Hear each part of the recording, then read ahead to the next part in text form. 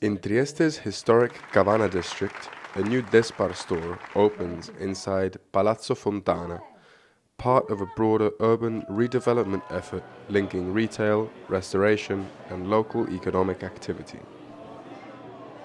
Very happy, so I'm very proud, enthusiastic to be here and today has the possibility to open this store, but it's also a sense of redevelopment of the situation. Once upon a time, this building operated like a fish market, for example. So then we arrived and we create this sort of going back to the past with a renovated sense of service and attitude for all the situation. 65 anni fa a portare il latte col papà, qua avevo 7 anni ed era veramente un po' un Bronx.